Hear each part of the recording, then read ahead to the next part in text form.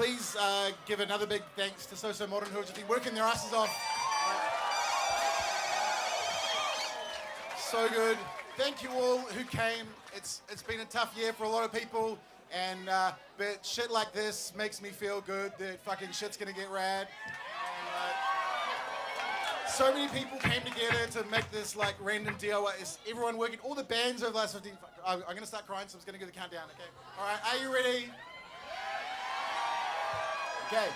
10, 9, 8, 7, 6, 5, 4, 3, 2, 1.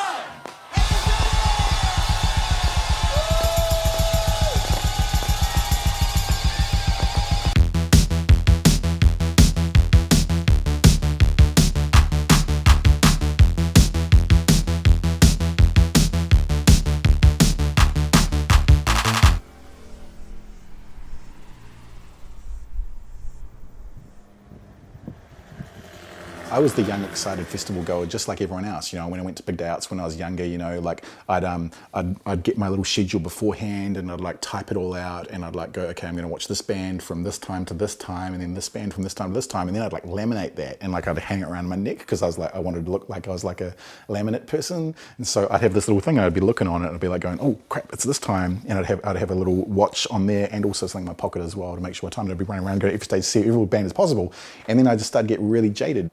The whole point of camp is that it was the opposite of everything that I hated about festivals.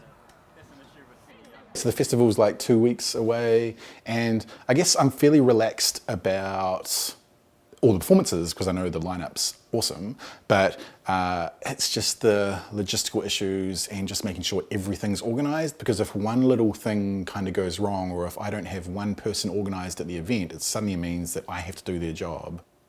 I'm not out of practice, but it's been a couple of years since I've done a big event before, so I keep on looking through all my old events and like seeing all the paperwork I did and all the debriefs and trying to like go, oh man, have I thought of everything?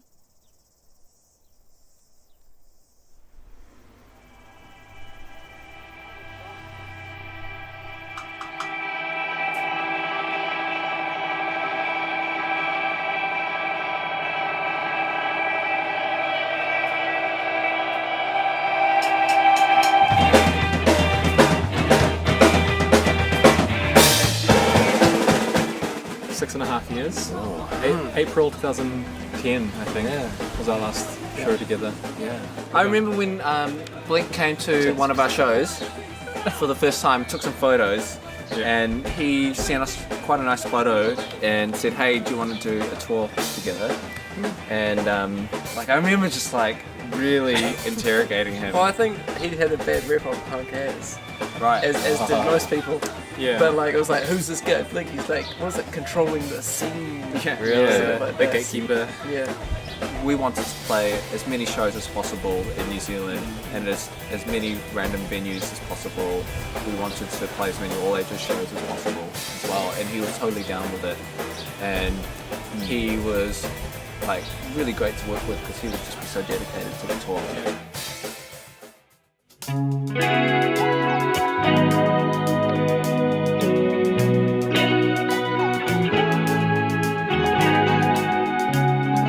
Ian's idea about mixing has always been, oh, yes, it's okay. You'll just make it work, won't you?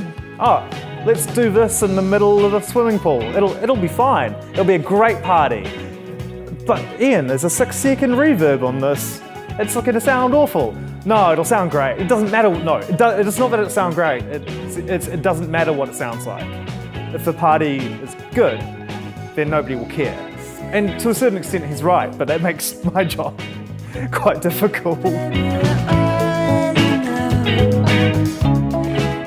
This time, I think things are going to be different from previous years of going to music festivals. I haven't been like really into going to all the bands, but I think this time I'm going to try and see as much as possible.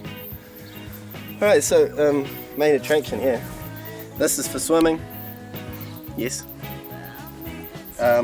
New socks, post-Christmas.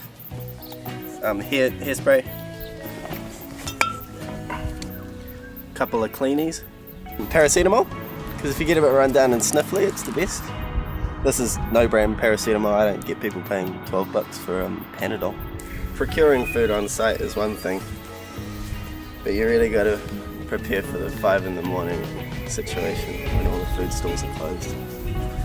To that end, I got baked beans and tomato sauce. Sort of, I'm only really in it for the baked beans though, so I've got the sieve where I can wash off the sauce. You see here that it's got a 3.5 health star rating? It would be a 5 without the sauce.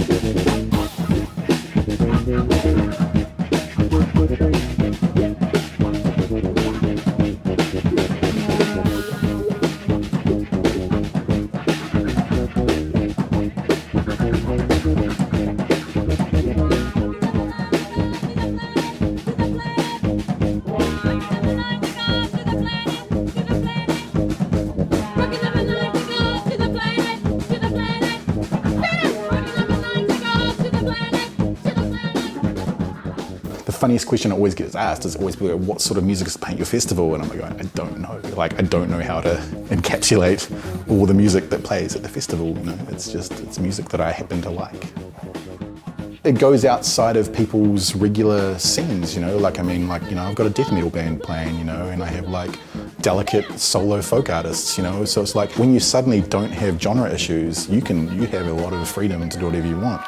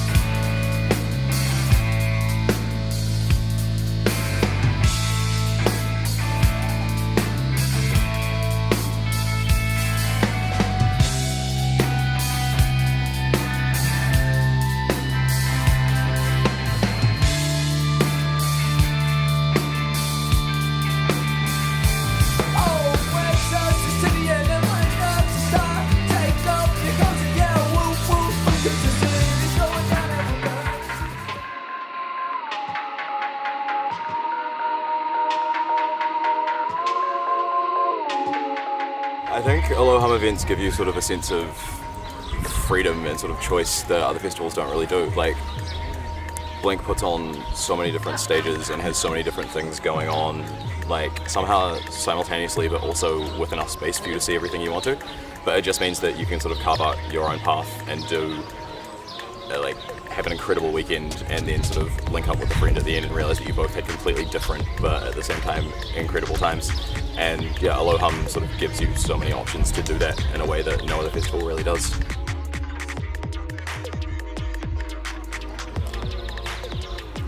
I've been eating marshmallows predominantly and tuna. I spilled tuna oil in my tent last night. And then mopped it up with a piece of bread and threw the bread out of the tent. There it is. There's something about today.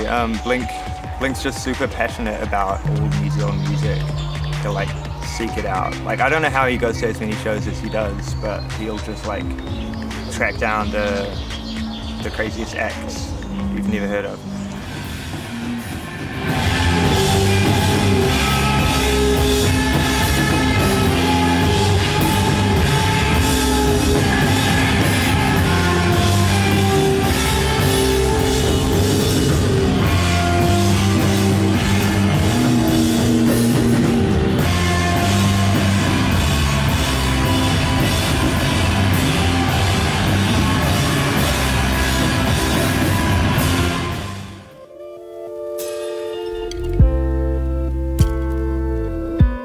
I believe the best parts about camp have nothing to do with me, and that's like a really tough thing for your ego to take as someone who spends so long organising an event, to realise that everything that's great about it you had nothing to do with. But I think all of my favourite things that have happened had nothing to do with me, like the time that someone just decided to go out and buy a whole bunch of gifts, wrap them up and just leave them under people's tents before they woke up in the last morning.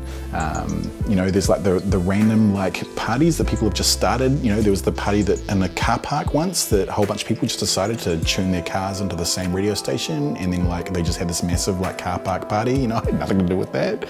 You know, and yeah, the Renegade Room, like some people's favourite performances were bands that I didn't even book. You know? I mean, it's like it's such a weird thing, but it's like, I guess I've always believed that my role was like, I guess, a facilitator of, you know, allowing this chaos and this stuff to happen. By not putting rules and stopping that stuff, it actually means people can feel free to be creative.